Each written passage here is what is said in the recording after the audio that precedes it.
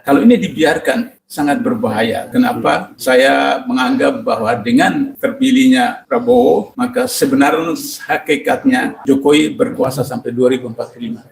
Nasihat. Nah, sehingga mudah-mudahan Prabowo bisa mendapat semacam hidayah begitu. Lantas kemudian meminta maaf kepada rakyat. Kemudian seperti mantan mertuanya, dengan ini saya menyatakan diri, mengundurkan diri.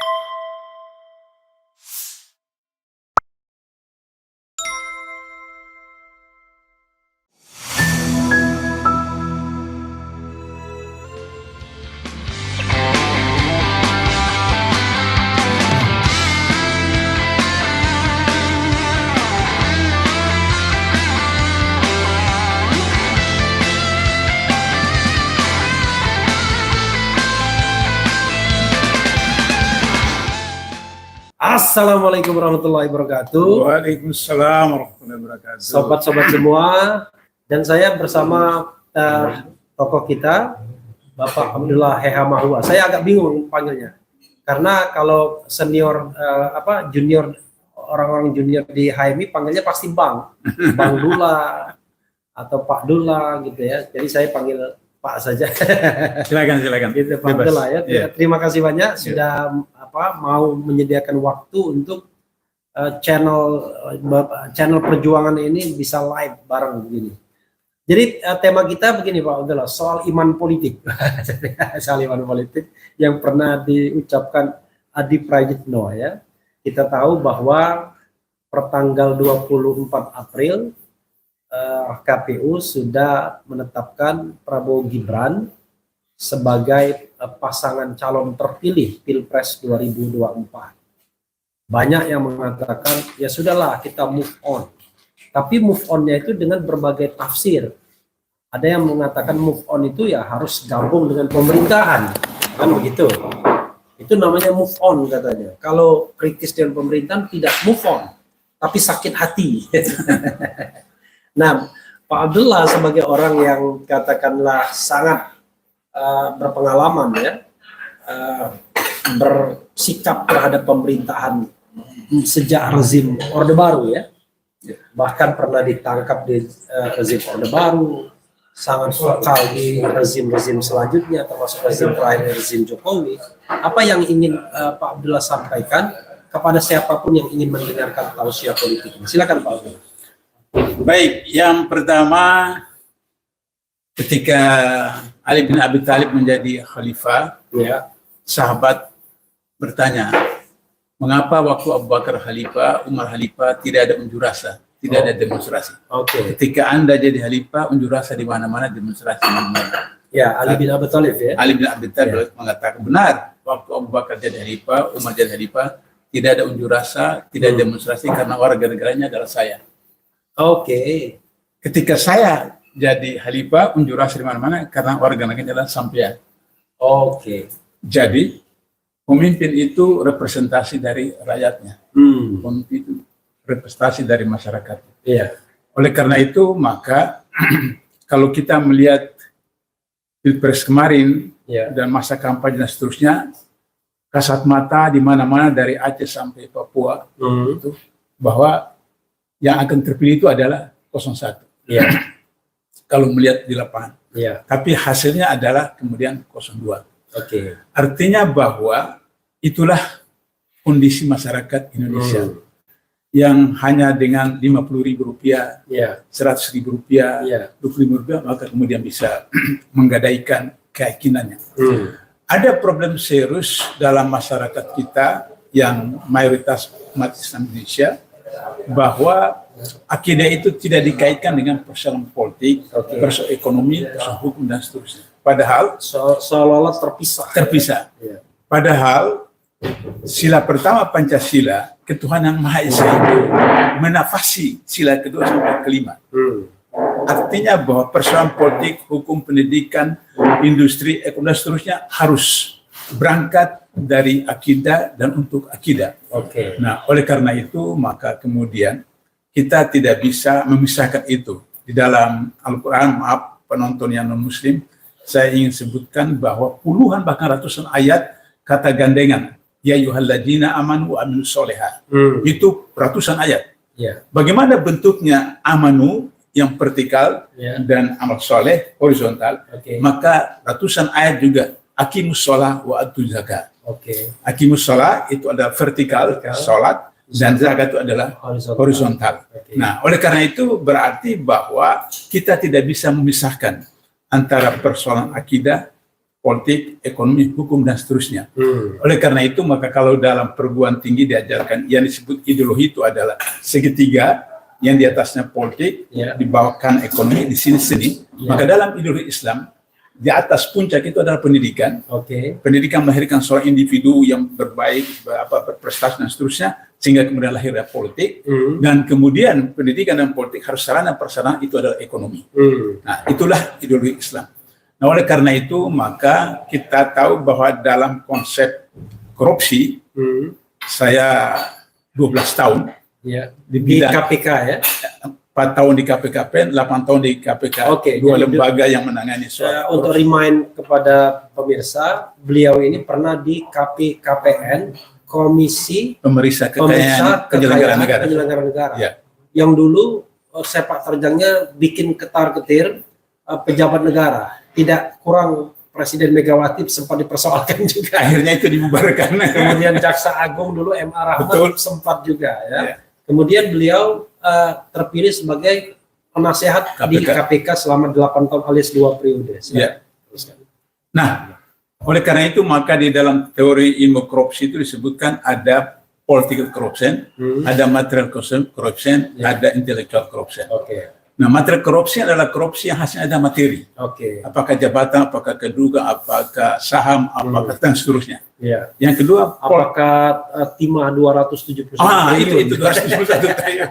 Nah, kemudian political corruption. Oke. Political corruption adalah korupsi melalui pemilu, Oke. pilpres, pilkada, undang-undang, kebijakan, peraturan, dan seterusnya. Oke. Itu yang kelihatan narasinya seakan-akan baik, Ya. tapi sebenarnya punya kepentingan tertentu. Oh, itulah yang namanya politik gentong babi. Itu dia. Undang-undang Minerba. Minerba, yang baru, ya. COVID-19, Ya, undang-undang COVID-19. KPK, undang-undang Cipta Kerja, undang-undang Kesehatan. Kelihatan Oke. seperti baik, tapi itu kepentingan oligarki, kelompok, Oke. dan seterusnya. Yang paling dahsyat ini adalah intellectual corruption. Intellectual corruption. Korupsi intelektual. Korupsi intelektual itu biasa dilakukan oleh guru, dosen, ustadz, kiai, romo, pendeta, orang yang pengamat.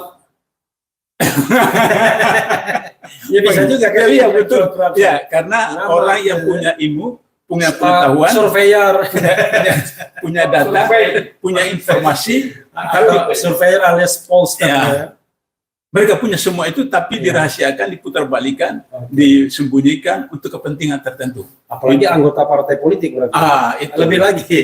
data-data di KPK itu 49%, hampir 50% dari 575 anggota DPR itu adalah pengusaha. Oke, berapa persen? 40-50%? Hampir 49. 49%. Oke. Itu pengusaha. Sehingga demikitu maka orientasinya adalah orientasi perusahaan, Oke. orientasi bisnis. Oke. Itulah maka kenapa Undang-Undang Minerba bisa lahir seperti itu. Ya. Itu karena kepentingan penggerak pengusaha dan oligarki. Jadi seperti itu. sekedar remind buat pemirsa, Undang-Undang Minerba itu memungkinkan tambang dikuasai lagi selama 20 tahun ke depan yang Ya. harusnya sudah kembali. Sudah untuk kembali. negara. Nah, Ya, otomatis itu. Sehingga Tapi dibatalkan oleh MK otomatisnya. Cuman itunya doang yang dibatalkan. Ya. Harus daftar lagi tapi cuma on the paper kan di atas kertas. Oke. Sehingga akhirnya kemudian ketika Pilpres 2024 itu termasuk korupsi politik. Oke. Korupsi politik. Sehingga dengan begitu kita lihat bagaimana rekayasa dilakukan sedemikian rupa sehingga akhirnya kemudian di MK dimulai dengan bagaimana adik ipar kemudian merekayasa sehingga kemudian kemanakannya menjadi cawapres seterusnya, kemudian bansos yang seharusnya akhir 2023 sudah selesai, tapi dengan kebijakan yang bertentangan dengan peraturan perundangan di mana perubahan anggaran itu harus dengan persetujuan DPR, tanpa kemudian sehingga seperti itu. Nah, itulah harus seperti itu. Persoalannya adalah bagaimana sikap masyarakat, sikap rakyat kepada hasil Oke. pilpres. Nah, ini titik krusialnya ya Ya. kan. Kalau kita kaitkan dengan kehidupan berbangsa dan bernegara, pemilu secara formal sudah usai. Ya. Kemudian hasilnya sudah diumumkan, presiden elek, wakil presiden elek akan tunggu pelantikan. Tapi sebagian masyarakat termasuk saya sering galau. Galaunya adalah haruskah kita mengakui pemerintahan ini? Kalau mendukung kan hak kita mau berada di luar. Tapi mengakui itu sendiri kan sesuatu yang kadang-kadang gimana ya, berat rasanya. Silakan. Jadi anak-anak muda mengatakan bahwa selama jalur kuning belum terpasang, bisa saja kemudian pernikahan itu tidak jadi. Luar biasa. Dan masih ada waktu 5 bulan. Masih ada waktu 5 bulan. Masih ada 4-5 bulan. Jadi bagi laki-laki yang betul-betul ngebet terhadap garis pujaannya, selama belum jalur kuning itu masih bisa seperti itu. Nah, problemnya adalah bahwa karena kita negara hukum, maka kemudian kita ikuti langkah-langkah yang dibenarkan oleh konstitusi. Apakah misalnya datang ke DPR, apakah datang ke bla bla bla, kemudian apa yang disebut dengan people power. Bagi saya people power, semua presiden Soekarno, Soeharto itu people power. Dan itu konstitusional. Oleh karena itu, maka saya menyarankan kepada masyarakat, LSM, partai-partai yang masih punya komitmen untuk 2029, menggunakan kewenangan mereka berupa hak angket. Sehingga dengan hak angket itu, maka kemudian hak angket itu tidak terikat hanya dengan Pilpres. Tapi semua kebijakan pemerintah, menteri, dan seterusnya itu dipersoalkan di DPR. Sehingga demikian, hak angket itu sampai kepada hak pernyataan pendapat DPR, baru maka kemudian bisa sampai dibawa ke MK seperti itu. Itu yang pertama. Yang kedua, saya agak kritis sedikit. Kalaupun perjuangan ke MK kemudian balik lagi ke DPR, ke MPR berhasil untuk impeachment misalnya, tapi buat apa lagi impeachment terhadap Jokowi? Kan kita sudah bicara tentang presiden elect, presiden yang baru. Sementara masa jabatan presiden yang sekarang menjabat itu kurang dari 5 bulan lagi. Jadi putusan MK bisa dibatalkan oleh putusan MK itu sendiri. Jadi misalnya ternyata penetapan batas umur 40 tahun diubah seperti itu putusan MK, hanya MK sendiri yang bisa membatalkan. Seperti itu. Sehingga dengan begitu, maka kemudian MK yang menetapkan bahwa 02 sebagai presiden, MK juga bisa memutuskan untuk membatalkan dengan berbagai data-data dan seterusnya. Karena otoritas itu ada pada MK. Bahwa kemudian saya tahu betul, paham tidak mungkin melakukan itu. Saya paham itu soal lain. Itu soal lain. Tapi bagaimana usaha ikhtiar itu harus dilakukan, sebab sekarang sudah ada secara diam-diam mereka lakukan amandemen undang-undang MK, dan kemudian 3 kawan itu nanti akan mengalami persoalan. Tapi saya ingat pemilu 97, Golkar itu menang terbesar di dunia. 70%. Tapi kemudian 98 krisis ekonomi itu jatuh. Jadi artinya bahwa bahkan tidak hanya 1 tahun, berapa bulan, karena Maret kan baru terpilih. 4 bulan saya ingat itu. April, Mei, enggak, Maret, April, Mei, 2,5 bulan. 2,5 bulan, 2,5 bulan. Nah, artinya bahwa itu bisa terjadi. Karena itu tadi saya ilustrasi tentang Pak Ali. Karena itu bahwa pemimpin itu representasi dari rakyat. Jadi kalau rakyat mau kemudian memajukan, bisa. Ilustrasi sederhana dalam sholat berjamaah. Imam itu baru takbir, baru rakaat pertama dia kentut. Maka kemudian dia harus mundur. Itu kalau dia sadar. Biasanya kan kalau dalam imam duniawi kan kentut berkali-kali tapi nggak mau mundur. Nah, seperti itu. Jadi oleh karena itu maka bagaimana untuk pelajaran pada waktu akan datang 2029, jangan lagi memilih calon-calon imam itu yang kemudian tidak memahami fikih sholat misalnya seperti itu. Nah, sekarang kemudian lantas kemudian bagaimana kita lakukan? Apakah hak angket, apakah ada mahasiswa, apa LSM dan seterusnya, sehingga kemudian saya ingat tahun 74 Undang-Undang Perkawinan, Undang Perkawinan. Itu kemudian anak-anak pelajar datang ke Senayan merebut itu pimpinan sidang, akhirnya kemudian undang-undang itu ditunda, kemudian diikuti kemauan dari masyarakat. Artinya bahwa pernah terjadi pelajar, bukan mahasiswa, pelajar yang menguasai sidang pleno di DPR Senayan. Waktu itu isunya apa, Pak Abdullah? Rencana undang perkawinan. Nah, isu persisnya apa dulu?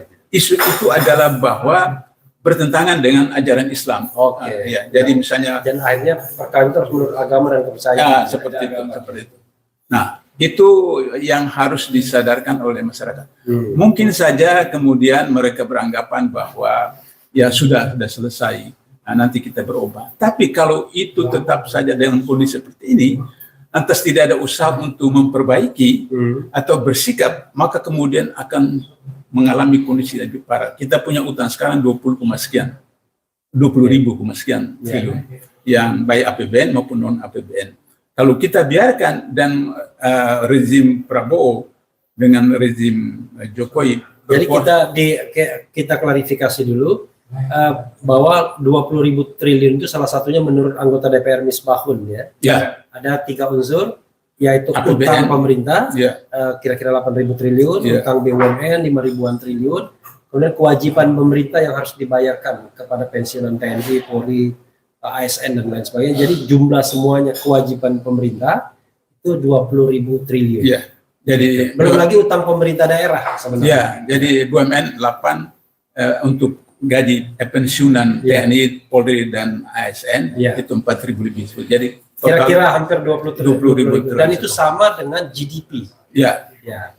Oke, silakan. Jadi kalau misalnya ada yang mengatakan bahwa APBN kita, utang kita itu cuma sekian %, belum sampai 60% ketentuan perundangan, disamakan dengan misalnya Korea, Jepang, Amerika sampai ratusan %. Di situ saya katakan bahwa Sri Mulyani melakukan kebohongan publik. Oke. Kenapa? Karena Amerika, Rusia atau negara-negara mengatakan 100% itu mereka jujur. Artinya utangnya utang APBN dan non APBN disebutkan semua. Semua. Kalau kita kan tidak, hanya APBN saja. Utang pemerintah aja. Satu. Yang kedua, mereka berutang kepada rakyat. Kita tidak berutang kepada luar negeri. Nah, yang ketiga, mereka itu negara kreditor. Kita debitor. Seperti itu. Jadi tidak bisa dibandingkan seperti itu. Nah, oleh karena itu maka saya berharap kepada masyarakat, para politisi, para guru besar universitas, kalau ini dibiarkan sangat berbahaya. Kenapa? Saya menganggap bahwa dengan terpilihnya Prabowo, maka sebenarnya hakikatnya Jokowi berkuasa sampai 2045. Oke. Kenapa tadi? Jokowi berkuasa sampai 2045. Oh. karena kalau menurut Kodari ya, itu 5 tahun Prabowo, kemudian 5 tahun lagi Prabowo, kemudian dilanjutkan lagi oleh Gibran 5 tahun lagi, Gibran 5 tahun, 20 tahun. Jadi kalau sekarang 2024 sama 20 tahun 2044. Jadi berarti 2045 itu yang disebut dengan 2045 itu Jan Etes ya. Indonesia emas itu itu menjadi Indonesia timah. Oke. Jadi 2045 Jan Etes jangan-jangan. Pak Abdullah ya, kalau saya bisa garis bawahi bukan simpulkan. Jadi sekarang kita belum wajib lah ya untuk mengakui atau tidak mengakui ya, karena tadi ibarat perkawinan janur kuning itu belum ada. Betul. Sehingga ya kita bebas dong menyatakan sikap politik kita ya. Mau menolak oke, mau mengupayakan impeachment oke, asal jalurnya konstitusional seperti itu. Itu satu. Yang kedua, saya pribadi tetap menolak sampai kapanpun. Meskipun sudah janur kuning tetap, karena saya anggap ini satu kebatilan. Seperti itu. Jadi sikap pribadi Pak Abdullah menolak sampai kapanpun. 2029. Sampai jalur kuning melengkung pun tetap menolak. Karena saya tidak bisa menerima. Jadi Pak Abdullah tidak tunggu janur kuning ya? Kalau janur kuning bisa kemudian itu, tapi kalau tidak selesai janur kuning juga sampai 2029 tetap sikap saya tidak menerima, karena saya tidak bisa menerima satu kebatilan yang berlaku dalam kehidupan pribadi. Meskipun hak-hak dan kewajiban seseorang lain silakan, dan saya misalnya punya hak dan kewajiban juga saya jalankan. Kalau saya di jalanan lampu merah saya berhenti. Itu jadi kewajiban sebagai warga negara ya. Jadi tidak mengakui pemerintahan bukan berarti kemudian kita membangkang terhadap hak dan kewajiban sebagai warga negara. Oh iya, betul. Bayar Ya. pajak ya tetap Ya, bayar bayar pajak, pajak, lampu seperti merah tetap lampu Lampu merah. merah seperti itu. Karena kita ingin perubahan yang konstitusional. kan? Betul. Pak Abdullah, ada lagi yang ingin disampaikan? Saya kira sebagai penutup, saran saya kepada Pak Prabowo, Ya. coba usahakan supaya memperbaiki diri. Nah, kemudian Nah ini tadi ya bagian dari upaya warga negara tadi. iya, Boleh tidak mengakui tapi tetap kasih nasihat. kasih nasihat.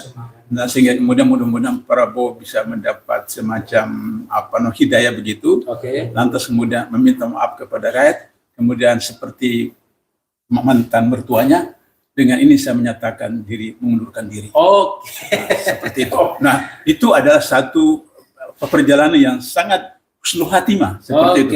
Daripada nanti 2009 kemudian 2029. 2009 akhirnya 2029. 2029. 29. Iya. 2009 udah lewat. 2029 Iya. bukan husnul khatimah tapi kemudian suul khatimah seperti itu. Saya kira itu. Ada pertanyaan krusialnya. Why harus mengundurkan diri kalau dia sudah dapat hidayah? Karena dia tahu bahwa dia bersalah. Oke. Jadi Dipilih tetap dengan haram curang. hukumnya menggunakan kekuasaan yang didapatkan dengan cara curang. Dan curang itu betul. Itu kredo politiknya kan begitu. Betul.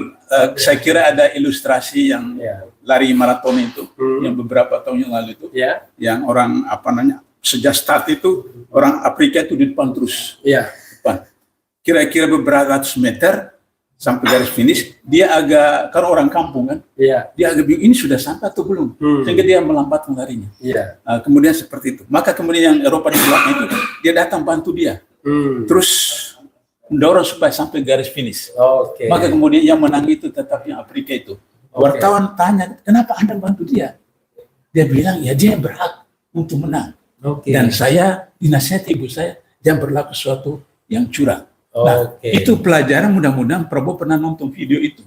Sehingga kemudian tadi saya katakan, kalau sudah dapat hidayah, mudah-mudahan Prabowo bisa. Jadi jangan jauh-jauh, kita punya pemain bulu tangkis yang namanya Hendra Aksan, Muhammad Aksan. Aksan. Itu ketika dia mendapatkan poin oleh wasit, memberikan poin pada dia, dia bilang enggak. Yang dapat poin lawan. Dan Muhammad Aksan melakukan itu berkali-kali, saking sportifnya dia. Itu closing statement dari Pak Abdullah, dan kita tahu bahwa memang ini perkara yang tidak mudah karena kekuasaan itu nikmat. Siapa sih yang mau meninggalkan kekuasaan yang sudah diinginkan berkali-kali dalam proses berpemilu? Ini sudah pemilu yang keempat kalinya, dan ketika kekuasaan dapat. Tapi tetap kita mendoakan mendapatkan hidayah. Tapi hidayah itu harus ditambahkan oleh Pak Abdullah bahwa kalau Anda sudah dapat hidayah, Anda mengundurkan diri karena kekuasaan itu didapat dengan cara yang tidak baik, begitu ya.